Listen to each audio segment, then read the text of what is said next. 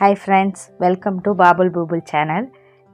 இந்த வீடியோவில் நம்ம என்ன பார்க்க போகிறோன்னா, நல்ல டேஸ்டான சூப்பரான மஷ்ரூம் பிரியாணி எப்படி செய்கிறதுன்னு தான் பார்க்க போகிறோம். இந்த ஸ்டைலில் நீங்கள் செஞ்சு பாருங்கள், உங்கள் வீட்டில் உள்ளவங்க எல்லோரும் விரும்பி சாப்பிடுவாங்க. உங்களை அடிக்கடி செய்ய சொல்லிகிட்டே இருப்பாங்க. அந்த அளவுக்கு இந்த பிரியாணி டேஸ்ட்டாக இருக்கும். வாங்க இதை எப்படி செஞ்சிடலான்னு பார்த்துடலாம்.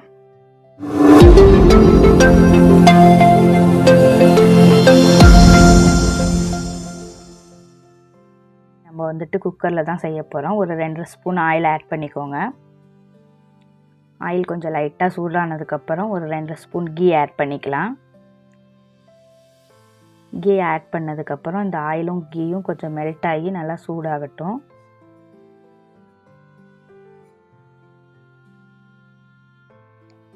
இப்போது எண்ணெய் நல்லா சூடாயிடுச்சு. ஒரு அரை பட்டையை இப்படி 4-5 உடச்சி வச்சுருக்கேன், அதை ஆட் பண்ணிக்கலாம். ஒரு ஏலக்காய், 3 கிராம்பு,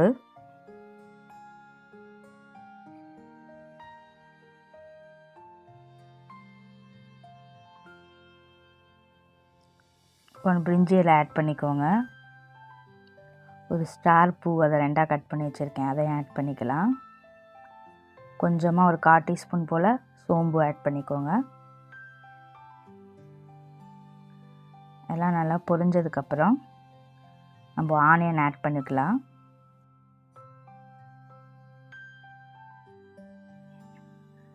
இப்போது நான் 2 ஆனியன் எடுத்து இந்த மாதிரி நீளமாக கட் பண்ணி வச்சுருக்கேன், அதை ஆட் பண்ணிக்கலாம்.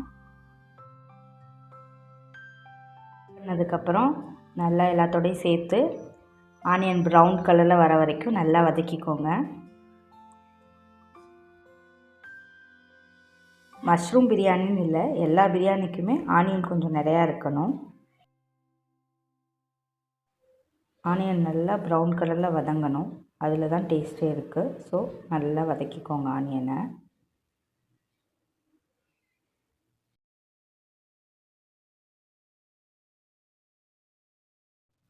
இப்போது நம்ம மசாலா ரெடி பண்ணிட்டு வந்துடலாம். ஒரு மிக்ஸி ஜாரில் ஒரு 4-5 பூண்டு, சின்ன துண்டு 4-5 துண்டு இஞ்சி, 2 பச்சை மிளகா, மல்லி இலைகள் கொஞ்சோண்டு, புதினா இலைகள் கொஞ்சோண்டு, எல்லாத்தையும் நல்லா ஃபைன் பேஸ்ட்டாக அரைச்சிக்கலாம். தண்ணி ஊற்றி அரைக்கணும்னு இல்லை, ஃபஸ்ட்டு ட்ரையாக ஊற்றிட்டு அதுக்கப்புறம் கொஞ்சமாக தண்ணி விட்டு அரைச்சிக்கோங்க. இந்த மசாலா டேஸ்ட்டு தான் ரொம்ப ஹையாக இருக்கும் இந்த பிரியாணியில். ஸோ மசாலா அரைச்சிட்டு நம்ம வதக்கிட்டு இருக்கிற ஆனியனோட போட்டு நல்லா மிக்ஸ் பண்ணிக்கோங்க. மசாலாவோட பச்சை வாசனை போகிற அளவுக்கு நல்லா வதக்கிக்கோங்க. இப்போ வந்துட்டு நம்ம மசாலா தூள்லாம் ஆட் பண்ணிக்கலாம். 1 டீஸ்பூன் தனியாத்தூள், 1/4 டீஸ்பூன் மிளகாய்த்தூள் ஆட் பண்ணிக்கோங்க. ஏன்னா ஆல்ரெடி நம்ம 2 பச்சை மிளகாய் சேர்த்துருக்கோம், ஸோ ரொம்ப காரமாக இருக்கக்கூடாது. அதுக்காண்டி 1/4 டீஸ்பூன் மட்டும் ஆட் பண்ணிக்கோங்க மிளகாய்த்தூள். இதையும் சேர்த்து நல்லா மிக்ஸ் பண்ணிக்கோங்க.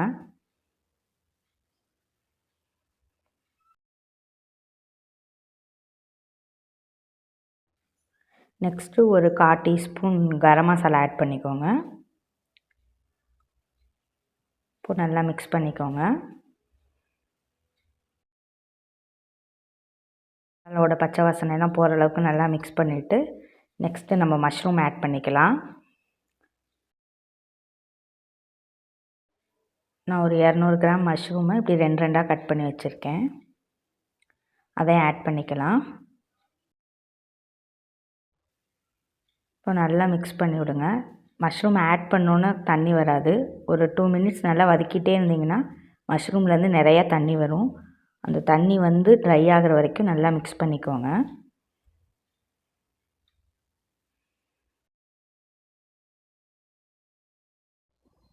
பாருங்கள், இப்போ தான் கொஞ்சம் கொஞ்சமாக தண்ணி விட ஆரம்பிக்குது மஷ்ரூம், நல்லாவே தெரியுது.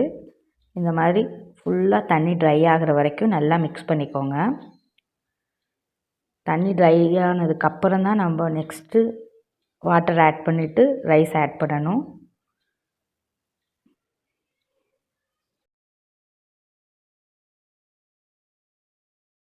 இந்த ஸ்டேஜில் ஒரு 4-5 முந்திரி பருப்பு எடுத்து 2ஆக கட் பண்ணி வச்சுருக்கேன், அதையும் ஆட் பண்ணிக்கலாம். பிரியாணியோட எண்டில் தான் சில பேர் முந்திரி பருப்பு ஆட் பண்ணுவாங்க. நீங்கள் இப்போவே ஆட் பண்ணிங்கன்னா அதுலேயே நல்லா மசாலா இறங்கி நல்லா டேஸ்ட்டாக இருக்கும். சாப்பிட்றதுக்கு பிரியாணி நல்லா டேஸ்ட்டாக இருக்கும். இப்போது நான் 1 கப்பு, இந்த கப்பில் பாஸ்மதி ரைஸ் எடுக்கிறேன். ஸோ 1.5 கப்பு தண்ணி ஆட் பண்ணிக்கலாம். நார்மல் ரைஸாக இருந்தால் 2 கப்பு, பாஸ்மதி ரைஸுங்கிறனால 1.5 கப்பு தண்ணி.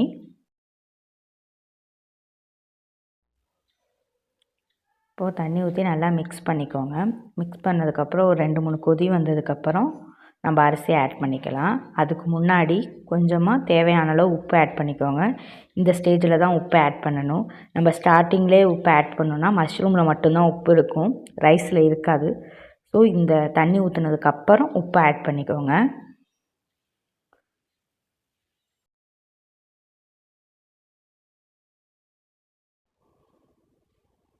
இப்போது நம்ம ரைஸ் ஆட் பண்ணிக்கலாம். ரைஸை ஒரே இடத்துல போடாமல் கொஞ்சம் நல்லா ஸ்ப்ரெட் பண்ணி போடுங்க.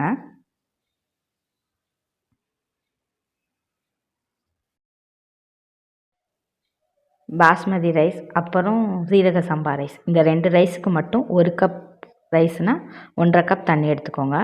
அப்போ தான் அரிசி நல்லா உதிரி உதிரியாக ஒன்றோட ஒன்றா ஒட்டாமல் குலையாமல் நல்லா டேஸ்ட்டாக வரும்.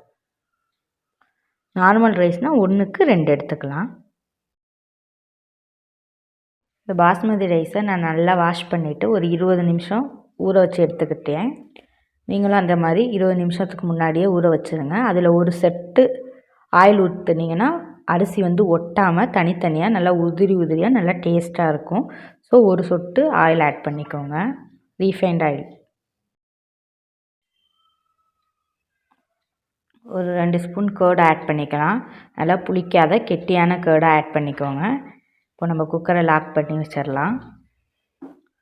விசில் போட்டு ஜஸ்ட்டு 2 சவுண்டு மட்டும் வந்தால் போதும். 3-4 சவுண்டு விட்டிங்கன்னா ரைஸ் குழஞ்சிரும். ஸோ 2 சவுண்டு வந்தோன்னே கரெக்டாக ஆஃப் பண்ணிடுங்க. அவ்வளோதான், நம்ம சூடான சுவையான மஷ்ரூம் பிரியாணி ரெடி. பார்க்கவே நல்லா சூப்பராக இருக்குது. பாருங்கள், ரைஸ் எல்லாம் ஒன்றோட ஒன்றா ஒட்டாமல் நல்லா உதிரியாக வந்திருக்கு.